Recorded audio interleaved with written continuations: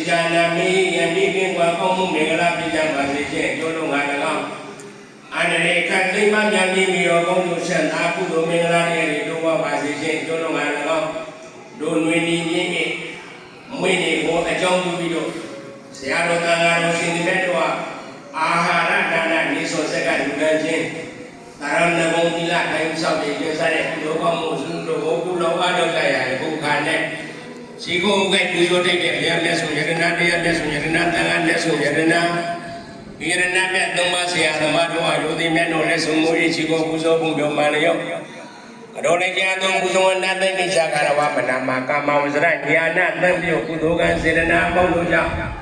Anida bedanya makan di bawa ni kalau minyak kudi bibi tada bila sudah saka. Yang ini orang mani untuk dulu saya dan apa nama lu ni penguasa ni tu jadi leh. Bawa dulu ni memboleh bangun ya lui yang lui dia mampu ni lui deh dulu kau ni bijak masih. Ambani. Rani dana, Yesatila, Namanya Sami, Nugang Ladwa, Irandita,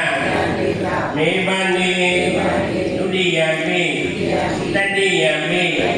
Amani, Rani dana, Yesatila, Namanya Sami, Nugang Ladwa, Irandita. Ibadi ya mahawadami kawrija namo tata bhagavato arahato namo tata namo tata bhagavato arahato namo tata namo tata bhagavato arahato namo tata namo tata bhagavato arahato namo tata Om Gandharana Gisami Gandharana Gisami Gandharana Gisami Om Gandharana Gisami Gandharana Gisami Gandharana Gisami Nudiyampi Om Gandharana Gisami Nudiyampi Gandharana Gisami Nudiyampi Gandharana Gisami Nudiyampi Om Gandharana Gisami Nudiyampi Gandharana တိယံပိဘုရားတရဏံကိသာမိတတိယံပိဓမ္မတရဏံကိသာမိတတိယံပိသံဃာတရဏံကိသာမိ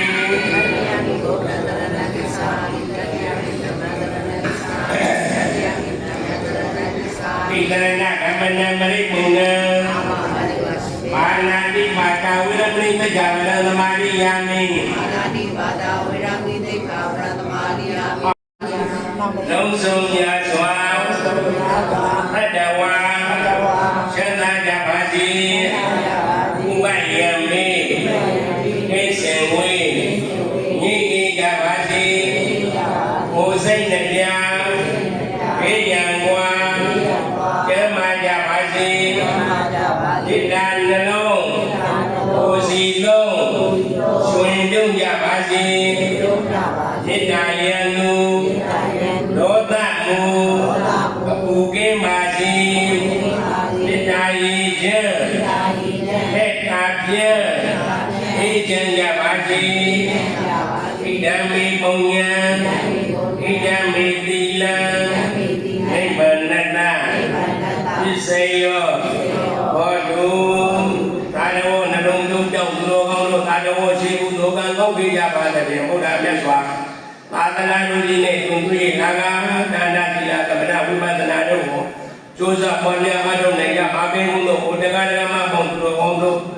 ဒီတရဏိနာတရဏယတရားတရားအပြင်သုံးပါးစုံတဲ့တရဏဂုံနဲ့သာတော်သူတော်ဝါဝိစေနသမဏဂတအင်္ဂါငါဘအင်္ဂါငါတည်းနဲ့ပြည့်စုံသောအရိယာကန္တမယလောက်အရိယာသူတော်ကောင်းတွေကကောင်းလာပါပြီကောင်းလာပါပြီဟိုအစင်မဲ့ရှိမောရတော့အရိယာဇနသေဝိနမယကံဒီယာသူတော်ကောင်းတို့ဒီအသက်နဲ့လေးလေးပြီးတော့ဆောင်နေရတာတော့သမာဓိသံဝတ္တနေကဥပါဒနာသမာဓိအပ္ပနာသမာဓိတွေကိုသမာဓိဓမ္မကိုလည်းပြည့်စုံမှုတတ်တော့သီလလူသားမှန်တဲ့သမာဓိကလုံခြုံအောင်မစောင့်တည်တဲ့ယုတ်ဒီ၅ပါးသီလတော်နဲ့ကို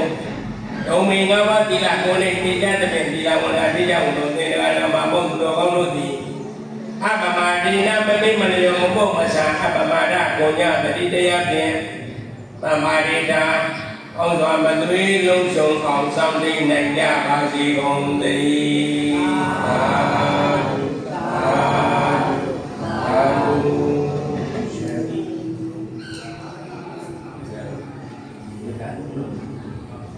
အားလုံးမွေးနေ့ရှင်မိသားစုဖြစ်တဲ့ဦးအောင်မဲ့ဒုနွေဒီနဲ့သမီးမအိမ်ပြန်မွေးလို့မိသားစုနဲ့တော့အခုရောက်ရှိလာကြတဲ့အားလုံးတရားဓမ္မမုံသူတော်ကောင်းတွေဟောစိတ်နဲ့ကြကျမ်းမှချမ်းသာကြပါစေနှလုံးဆိုင်ဝင်အေးချမ်းကြပါစေလို့မေတ္တာထားပြီးတော့ဆရာတော်တန်ခါတော်ရှင်သင်မြတ်တို့ကမေတ္တာထုတ်တာမရိတ္တရာအယဂုဏတို့နေယဂုဏတို့တန်ခါဂုဏတို့ယေနုနိမိတ်တံသုခတာဘဝတုသမ္မမင်္ဂလာသုခတာတို့ကိုမေတ္တာရှိတဲ့ရဲ့ရွယ်ပေါ်ပူဇော်ပေးမှာပြပါတယ်အောင်လို့တရားတော်မှာပေါ့သူတော်အောင်တို့ကလည်းငါတို့ဒီနေ့အချင်းကနာကိုသာတယ်ငါရဲ့သာနာနဲ့တို့တော်ငါတို့နေတိုင်းရအင်းကြီးရနဲ့တို့တော်ငါတို့တွားရခါရရောက်ရဝေရကိစ္စဝါဝါတို့နဲ့အောက်တို့ချမ်းသာကုသိုလ်မင်္ဂလာပြည့်မယ်လို့ယုံကြည်ချက်တရားတရားဝင်လက်ကင်ထားပြီးတော့ပရိသုတ်တန်တရားနာကြလုံးကြပါသမန္တာစေဘဝလေးသူအတ္တနာကိသံတုဒေဝတာဒါယမမုနိသသနာတုလလူသေနမောဘနံဓမ္မသမဏကာလောယံပတ္တန္တာဓမ္မသမဏကာလောယံပတ္တန္တာဓမ္မသမဏကာလောယံပတ္တန္တာနမောတတ္တဘဂဝါတောအရဟံတောသမ္မာသမ္ဗုဒ္ဓတ္တနမောတတ္တဘဂဝါတောအရဟံတောသမ္မာသမ္ဗုဒ္ဓတ္တနမောတတ္တဘဂဝါတောအရဟံတောသမ္မာသမ္ဗုဒ္ဓတ္တယထာလူမဝါတုရိကာနိဝါဒတန္တိပိတတံယမိစေဝနုယုသံတော်ရတိဝါမတန္တိသောဒုက္ခံတုရတိလောကောသမပံကိစိနပတ္တိဧဝပါဠိယုနုမေတံပရိက္ခန္တမနာမဟိဂရဏိယမတ္တကုသလိနယန္တမန္တမနမိကမိစ္ဆာလေဘောဝုသုသတုသုသတုဝါသောသန္တမုရောနာတိမာနိဘာတုတကောသဒုမာရောသအမတိသောသနလောကဩတိကရိယောသနိဘကောသအမဂဘောကုလေသောနာနုကိတောနာဇာကုဓမသရိကိစိယနာဝိညုပရေဥမဝရေယောဒုက္ခိနောဝါကိမိနောဝနုသဗ္ဗတတ္တမောနုတုခိတတ္တယေကိစိမာနဗုဒ္ဓတိတတဝါဒဝရဝနဝတေတာ ဒီကဝါယေဝမန္တာမရှိမာရတကဒုက္ခဒုလာဒိဋ္ဌဝါယေဝအဒိဋ္ဌယေဝဒုရေဝတန္တိအဝိဒုရေဘုဒ္ဓဝါသမဝေတိဝါသမတတ္တမောတုသုခိတတ္တနာမရောမရဏိကုမေတ္တနာတိမေတကတ္တစိနကေစီဓာရောတနာပရိကတင်ညာတင်ညာမညတဒုက္ခမစ္ဆေယမာတာယတာနိယဗုဒ္ဓမာယုတာဧကဗုဒ္ဓမနုလေကိဧဝံပိသနာပုရိသုမာနတမဝေအပရိမာဏမေတ္တိသတ္တမလောကသမိမာနတမဝေအပရိမာဏဩဒံလောဇတိယေသာသမဏအဝေရမတပတ္တလက်တသရဏိသိနောဝတယနောယဝနတဘုဒ္ဓဘဂဝါဝေကာတောဘဂဝတာဓမ္မောသတ္တိတိကိုအက္ခတုကိုဣမတိကိုမတိကို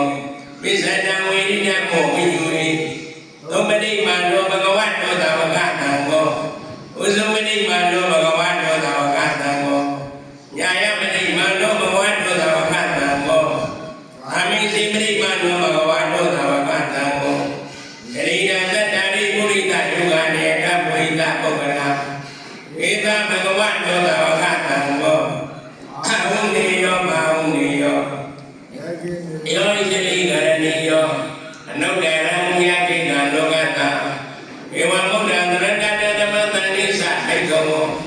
မေယဝသတိတတ္တဝါလောမဟာသောနာဟိတတိကရုဏိမိတ်တဝမေကလိသယောသမနမောသဘုဏ္ဏတတ္တောအမေဝတုတုဝိညာအတ္တံဗုဒ္ဓတုမဝိနဝိနသမိတုကရုဏိမိတ်တဝမေကလိသယောသမနမောသဘုဏ္ဏတတ္တောအမေဝတုတုဝိညာအတ္တံဓမ္မတုမဝိနဝိနသမိတုကရုဏိမိတ်တဝမေကလိသယောသမနမောသဘုဏ္ဏတတ္တောအမေဝတုတုဝိညာအတ္တံသန္တာနုမဝိနဝိနသမိတုဝါတုသမမေကလလေကံတုသမဒေဝတာသမဗုဒ္ဓနုမဝိနတရာဒုက္ခေမောလူပေဝါတုသမမေကလလေကံတုသမဒေဝတာသမဓမ္မနုမဝိနတရာဒုက္ခေမောလူပေဝါတုသမမေကလလေကံတုသမဒေဝတာသမသံဃာနုမဝိနတရာဒုက္ခေမောလူပေသာ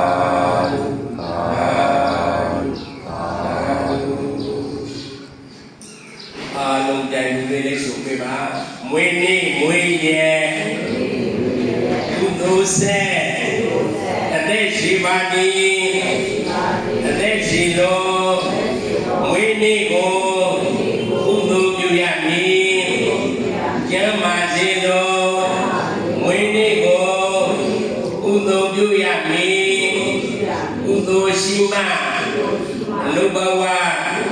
မောက္ခရှင်သာမည်ဘုရားတရားတော်မှာဘုသူတော်တွေမွေးနေ့ကိုရောက်တဲ့အခါမှာကုသိုလ်တွေလုပ်ကြတာလည်းမလုပ်ကြဘူးလားလူတိုင်းလူတိုင်းသူတို့နေ့တိုင်းနေ့စဉ်ကကိုယ်မှာကုသိုလ်တွေလုပ်တယ်ဒါပေမဲ့မွေးနေ့ကိုရောက်တဲ့အခါမှာအထူးတူးပြီးတော့ကိုတက်တဲ့သလားကိုအကျုံးအကျိုးညီညွတ်သလားကုသိုလ်တွေလုပ်သလားမလုပ်ဘူးလားလုပ်တယ်လူတိုင်းလုပ်တယ်ပေါ့နော်ဦးဇင်းတို့ကအသက်40လောက်ပြည့်မှမွေးနေ့ကိုအဲ့လုပ်တယ်ပေါ့အသက်40ပြည့်မှ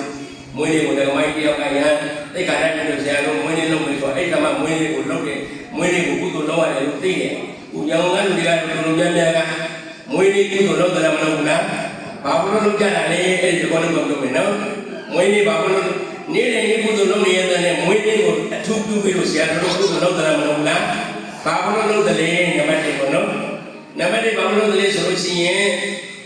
မြတ်စွာဘုရားအစုံလမ်းပြည့်နေမှာမွေးပြီးတော့အစုံလမ်းပြည့်နေမှာပရိနိဗ္ဗာန်ပြုတယ်မွေးနေမှာတည်ရဲ့ဘယ်ရပြည့်နေမှာတည်ရဲ့မွေးနေမှာတည်ရဲ့နောက်ပြီးတော့ချုပ်လူကြီးတွေအသက်90အသက်80တက္ကကြီးတွေတက္ကမိုင်းတွေရေမကောင်းဖြစ်နိုင်ရင်ဘာတို့ရတယ်ဆိုမွေးနေကြိုရှင်မှကြိုမယ်ကြောက်လားမွေးနေကြိုရှင်မှကြိုမယ်စစ်မေကိုစင်တဲ့ခွနဲ့နေဘုဒ္ဓသမီးမနေ့ကလည်းပြောနေတယ်ငါမွေးနေတာမသိဆိုရင်ညနေ6နာရီမှဆုံးတယ်နော်ဆိုမွေးနေ့မှာသိတယ်ဘယ်ပါလဲမွေးနေ့မှာသိတယ်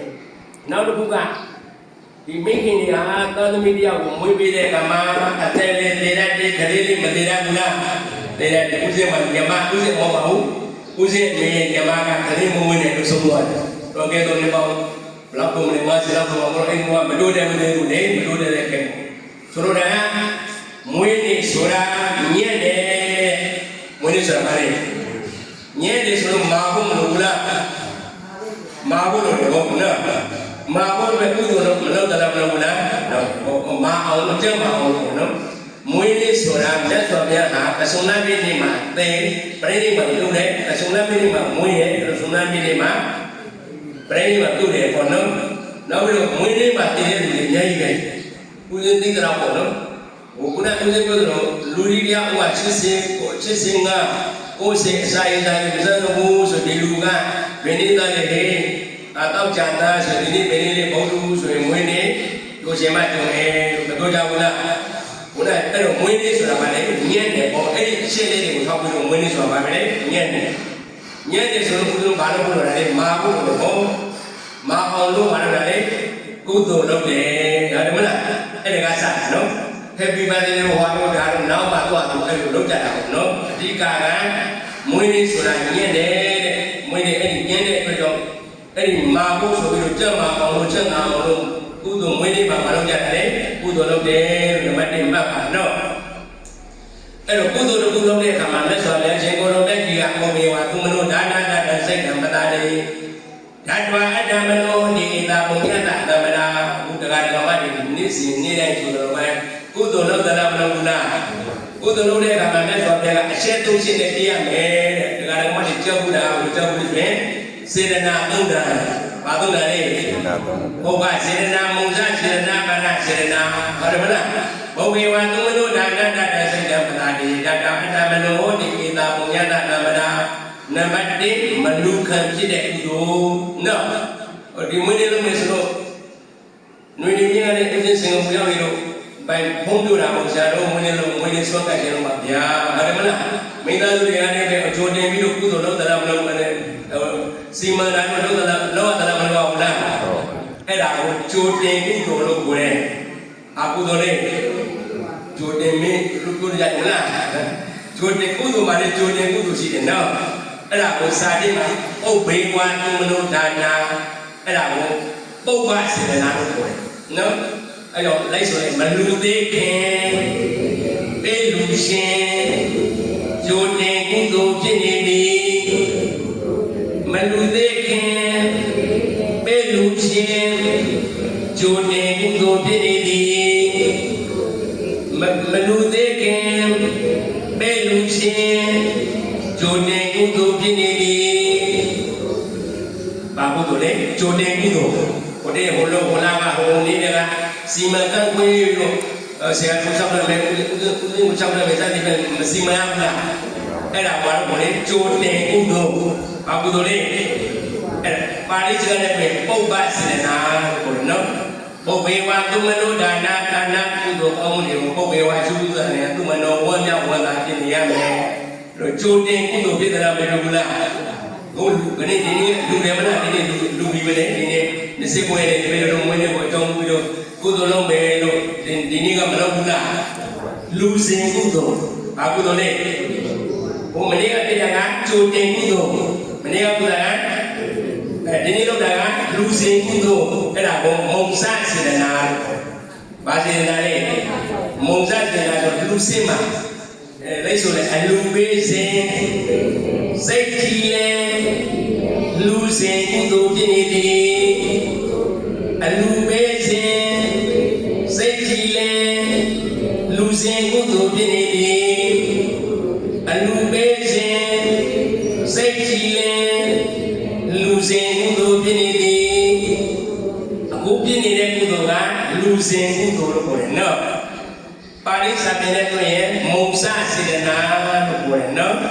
ဟိုမနေ့ကဖြစ်တဲ့ဟိုလာကဖြစ်တဲ့ဟိုတပတ်လောက်ကဖြစ်တဲ့ကုသိုလ်ကကျိုးတင်ကုသိုလ်လို့ပြောတယ်ဘာကုသိုလ်လဲဘုန်းကြီးစကားနဲ့တွေ့ရင်ပုပ္ပစေတနာဘာစေတနာလဲဒီနေ့19ရက်နေ့ရောက်လာတော့ဒီနေ့ကြောင့်ဟောသွားမယ်ဆရာတော်တွေနဲ့တွေ့မယ်စသည်ဖြင့်တွေ့တော့လေဝမ်းမြောက်ဝမ်းသာမရှိရဘူးလားကြီးရင်အဲ့လိုလူစဉ်ကုသိုလ်လို့ပြောတယ်အကုသိုလ်လေလူတို့ပြည့်နေပြီအဲ့ဒါကိုမုံစစေတနာလို့ပြောတယ်နော်စာတိမှာအဲ့မုံစတယ်ဘုံမေဝံသူမလို့ဒါနတ္တစိတ်ကမတာလေး တတလူစေတနာမှာလည်းစိတ်နဲ့စိတ်ဒီပဒါရယကြည်နေရမယ်ဘုန်းလေးပဲဟိုကိုရိုနဲ့တူစင်းနဲ့တူတဲ့အရင်ပုံစံမြတ်စွာကလူနဲ့လူ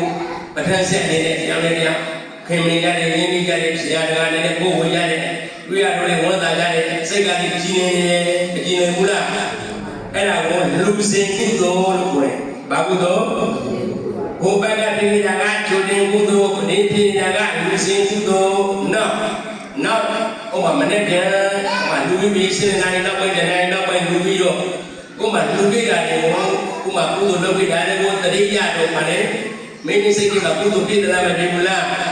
အဲ့ဒါကအပရစေနာလို့ခေါ်တယ်နော်ဒီကနေ့မှဒီမှာဟိုလွန်ခဲ့တော့ဥပမာဒီပုံနဲ့စီကသူစီကဥပမာစင်္ဂနေကကျောင်းဆောင်တဲ့ဘုရားတည်တဲ့စသည်နဲ့ကုသိုလ်ကောင်းမှုတွေတရိယာတော့ကိုယ်စိတ်ဒီမှာကုသိုလ်စိတ်ပြည့်တယ်မဖြစ်ဘူးလားအဲ့ဒါကိုအပရစေနာလို့ခေါ်တယ်အလုံးလိုက်ဆိုလူပြီးပြန်လေမမေ့ပဲစိတ်သေးကုသိုလ်ဖြစ်နေပြီလူပြီးပြန်လေမမေ့ပဲစိတ်သေးကုသိုလ်ဖြစ်နေပြီလူပြီးပြန်လေမမေ့ပဲစိတ်သေးကုသိုလ်ဖြစ်နေပြီ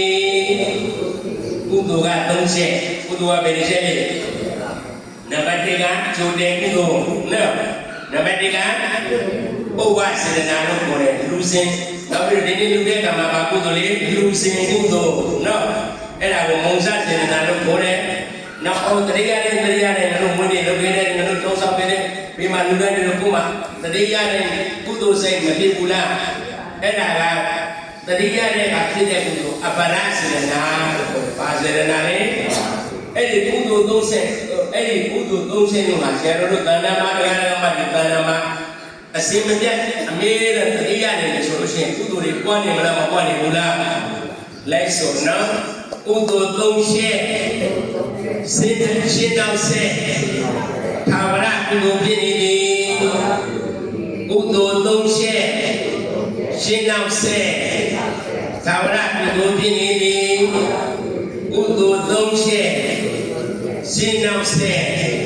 သာဝရကုသိုလ်ဖြစ်နေပြီအဲ့လိုမြတ်စွာဘုရားရှင်ကိုလိုမြတ်ကြီးကပုပ္ပေဝသုမနောဒါနအတ္တစိတ်ကပနာတိဓာတောအတ္တမနောဟောတိဧတာပုံညတသမ္မာအဲ့ဒီလိုကုသိုလ်3ချက်ပြည့်စုံတဲ့ပုဂ္ဂိုလ်တွေမှာပုံညတသမ္မာတဲ့အမှန်တမ်းအကျိုးမြတ်တဲ့ကုသိုလ်ကောင်းမှုတွေမိမိတို့တဏ္ဍာမှာရရှိပါတယ်လို့မြတ်စွာဘုရားကကုသိုလ်လုပ်တဲ့အခါမှာတရားဓမ္မတွေဆရာတို့မှာနံပါတ်1ကျိုးတဲ့ကုသိုလ်နံပါတ်2လူစင်ကုသိုလ်နံပါတ်3တတိယတဲ့အခါမိမိရဲ့နှလုံးအိမ်မှာတတိယနဲ့ဖြစ်တဲ့ကုသိုလ်လို့သုံးချက်ရှိသလားမရှိဘူးလားအဲ့ဒါလည်းကိုပြည့်စုံပြီနော်နောက်တစ်ခုလိုက်ဆိုလဲရှင်တိုင်းမှာဧခန္ဓာအိုယာစီတို့တွားနေပြီခန္ဓာကိုယ်ရမန္တညမௌရှအိုရပြီအိုခြင်းဆိုတာကြောက်စရာတို့မှရှိနေပြီအိုခြင်းတရားလွန်ဆိုးဝါရှောင်ရှင်းမရပြီအိုမုန်းပိုင်ခြင်းမအိုခင်ရိုတင်တရားချရပြီတရားရှိမှအိုလာမௌရှရှင်သာပြီဘုရားအရှင်တိုင်းမှာဒီခန္ဓာဟာဆိုရတော့ဘုရားရန်ကုန်သွားတယ်မန္တလေးသွားတယ်စတိကစင်ကာပူသွားတယ်မန္တလေးသွားတယ်ရန်ကုန်သွားတယ်လို့သိသလားမသိဘူးလားအဲ့ဒါကအများအသိပါတိလေအမေရိကန်သွားနေတာကရန်ကုန်သွားနေတာလေမဟုတ်ပါစင်ကာပူသွားနေတာလေမဟုတ်ပါမန္တလေးသွားနေတာလေမဟုတ်ပါဘယ်ကိုသွားနေတာလေအိုနာသိသွားလားပြောလားအဲ့အိုနာသိကိုသွားတယ်လို့သိရင်ဘုရားအသိပါတိလေအဲ့ရန်ကုန်သွားတယ်မန္တလေးသွားတယ်စင်ကာပူသွားတယ်လို့သိရင်အများအသိပါတိလေအများနာကိုလည်းရင်သုတ်တန်ကိုရောက်မယ်အများနာကိုလည်းရင်ခရဏကိုလည်းရင်နိမ္မာန်ကိုရောက်မယ်ဒီနောက်ပဲလည်းရှာလဲကြိုက်တာလည်းနော်အများနာကိုလည်းရင်သုတ်တန်ကိုရောက်မယ်ခရဏကိုလည်းရင်ဩငါဒီခန္ဓာကိုနာအိုရှင်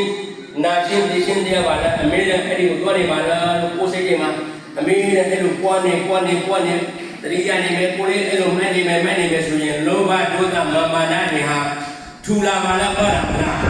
အဲ့ဒါကတော့လေတရားအဲ့ဒါဘာလို့ကိုလေးတရားနော်တရားတဲ့ကုသိုလ်နဲ့ကိုယ်ဖို့လို့လေမလားနော်ဒီတရားတဲ့ကုသိုလ်နဲ့မကိုယ်လို့လည်းအားမပြောအောင်လားအဲ့ဒါကုသိုလ်ရအဲ့ဒီကုသိုလ်ကကံလို့ခေါ်တယ်မြန်မာလူတို့ရဲ့အဲ့ဒီကုသိုလ်ကြောင့်မွေးနေခြင်းရဲ့ဒီမှာဆရာတော်တို့ရဲ့အဲ့လိုကုသိုလ်ဖြစ်ရတယ်မလား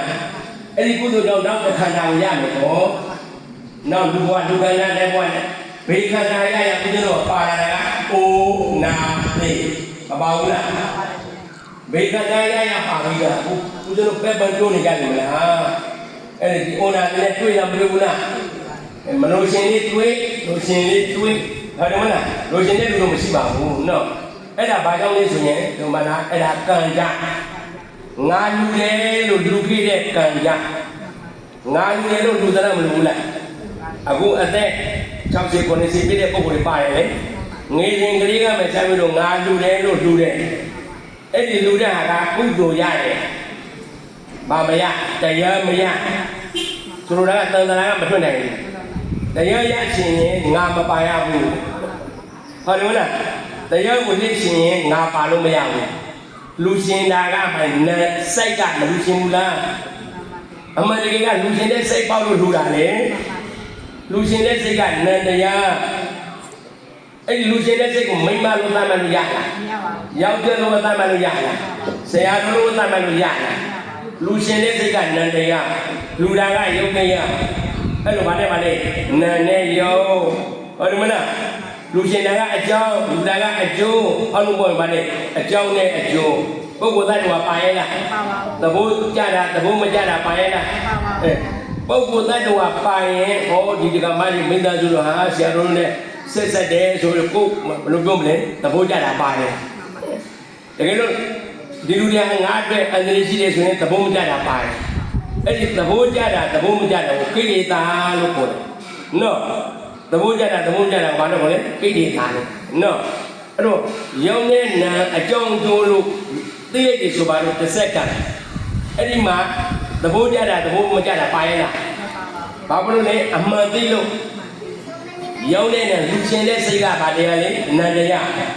လူတာကယုတ်တရားလူရှင်တဲ့စိတ်ကအကြောင်းလူရှင်တဲ့စိတ်ကလာလူတာကအကျိုးလူချင်းတဲ့စိတ်မပေါက်မင်းနဲ့လူလို့ရလားအဲ့ဒါအကြောင်းနဲ့အကျိုးရောင်းတဲ့နာအဲ့လိုသိရင်အဲ့ဒါတရားအနန္တဘုရားတို့မသိတာဘုရားတို့မကွေးတာကကုသိုလ်နဲ့တရားနဲ့မကွေးဒီလိုပဲအလူလုံးရဲ့သုံးကိုရဲ့ဘုန်းကြီးကလေးစာချရင်လည်းဟိုနေမရမယ်လို့ထင်နေကြတယ်အမှန်အဲ့ဒါကံလို့ခေါ်တယ်အဲ့ဒါကဘာလို့ကံလေးဆိုရင်ငါပါနေလို့နော်ငါလို့သတ်မှတ်တာငါပါနေတဲ့အတွက်ကြောင့်အဲ့ဒါကတရားမဟုတ်ပါတရားဖြစ်လို့မယ်ဆိုရင်ငါပါလို့မရပါနော်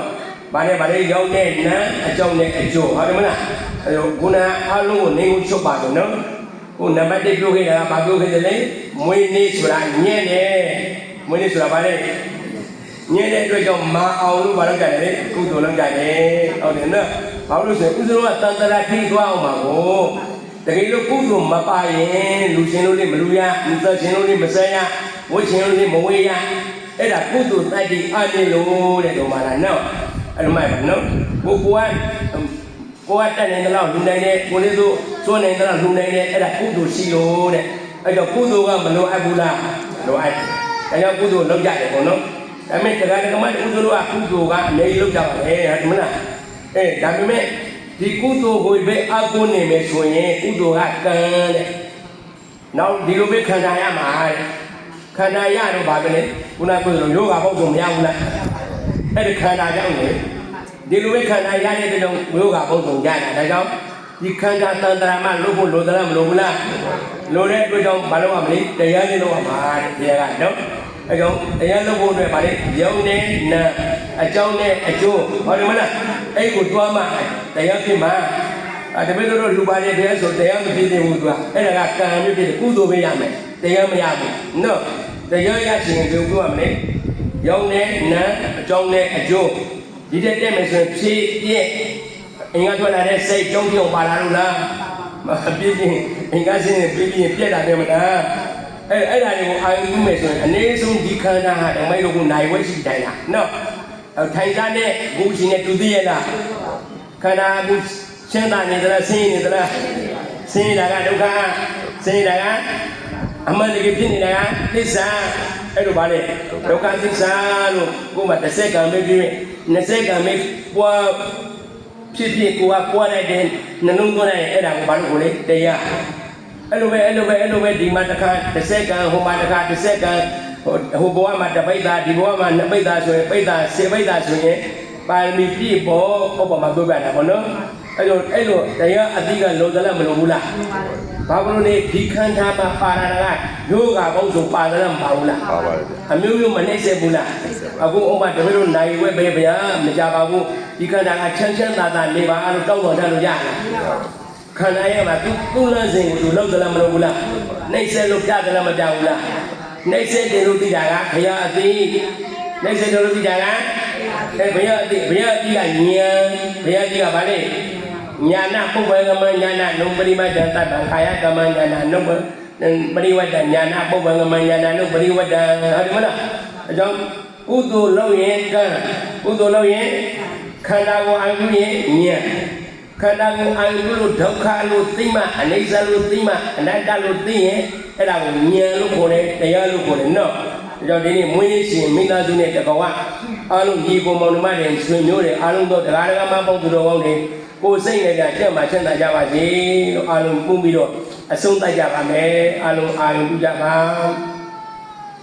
ပဇာတမတုလာယတုဘုရားတုသုဘံကရာဒုသေတိလောကတိကာမိပူရတုသမပါရမီပဇာတမကိုစီကိုကကိုရိသနဲ့ကြိုးကြဆက်ရတတဝဝုဒ္ဓမြတ်တို့သည်သုတယံတွေးမေးရမယ်ကောက်စွာမဲ့၍နေတဲ့ဒီနာအရှင်နိုင်ကြပါစေဘုံတို့သူမေကလည်းမင်္ဂလာကျင့်တည်တဲ့ဝေရယတည်းအေးချမ်းကြကုန်ပြီဟုတ်တာသူကောင်းစွာမှုသာလည်းရ၍ထမြောက်လို့ကြနိုင်ကြပါစေကုန်သတည်းဒုက္ခရင်ကမိမိဒုက္ခရင်ညောင်းကြီးကြောင့်မကောင်းကြီးဆိုအကုသိုလ်ဒုစရိုက်မျိုးတို့ကိုဒုသဲဒုသူတို့လည်းတဲ့တဲ့တို့တဲ့ကောင်းစွာမသွေးဖြစ်နိုင်ကြပါစေကုန်သတည်းသဗ္ဗပါရမီအလုံးအလျာပြေကောင်းရာဒီသုံးရာစီပါရမီတို့ပေါ့ကျေကောင်းတို့ကိုပူရတုတနေ့တဲ့နေ့ရင်တဲ့ရင်အောင်မနေ့မုန်ဒီပြည့်ခြင်းနိုင်ကြပါစေကုန်သတည်းအာ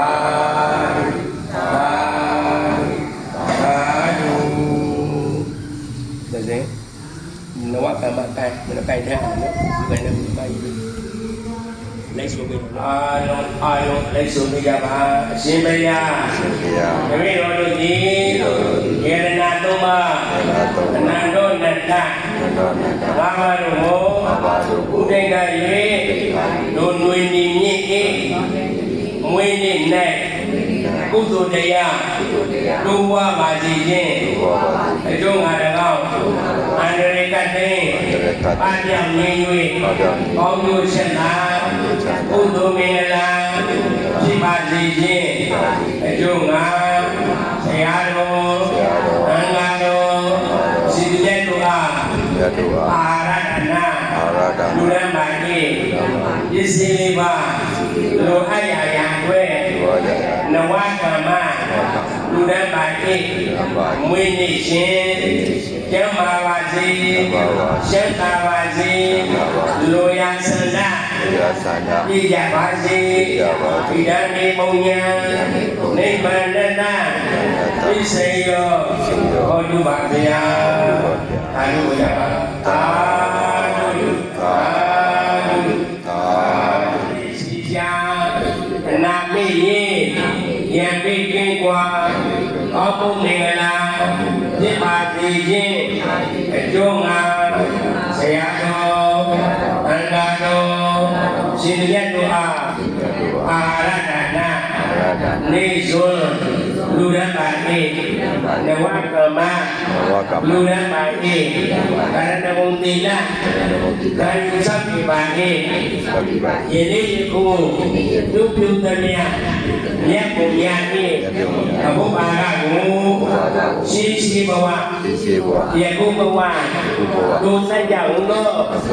အမိငမအဘိုးဘဝဆရာဓမ္မညီကိုမောင်ဓမ္မကျေးဇူးရှင်ပေါင်းတော်၎င်းဘုဆောင်နဲ့ကျောင်းဆောင်နဲ့ရက်ွယ်ဆောင်နဲ့မြေအပ်မမြေအပ်တော်တဲ့တဘောယေဒီအောင်သောဝိတေယဒုက္ခိတာဒုက္ခိတာအတဝါပေါင်းတော်အားအမြတ်အမြတ်အမြတ်အမြတ်အမြတ်အမြတ်ပြေဝေပါ၏မြေအပ်မမြေအပ်ဒုစေတဘောယေဒီကုန်သောဝိတေယဒုက္ခိတာဒုက္ခိတာတတဝါပေါင်းတို့သည်အမြတ်ရကြ၍ဘုစိတ်လည်းပြဓမ္မကြသည်ချမ်းသာကြသည်နိဗ္ဗာန်စေသာအရှင်ဘုရားအာလုံးကြသမျှအမြတ်အမြတ်လူတော်မူကြပါကုန်သောသာဓုအာလုံးကြသမျှအမြတ်လူတော်မူကြပါကုန်သောသာဓုအာလုံးကြသမျှအမြတ်လူတော်မူကြပါကုန်သောသာဓုကိုစေကြမှာရှင်းနိုင်ပြီဝါဆန္ဒပြည့်စုံကြပါစေဆရာတော်ပေးတဲ့ဆုနဲ့ပြပါသေးဗျာ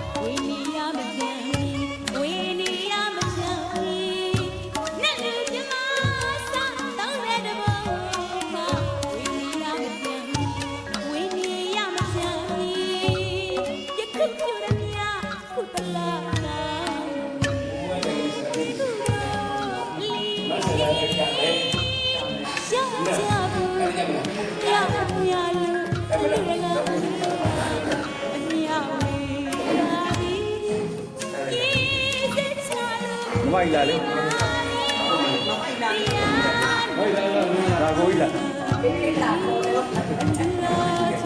အချင်းကြီးရော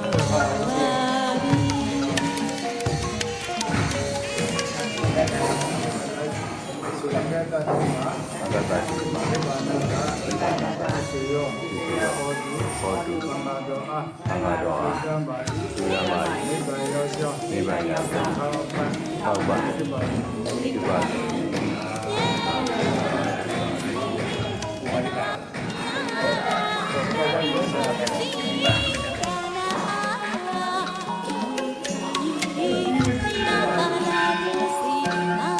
ဒီဘက်လောက်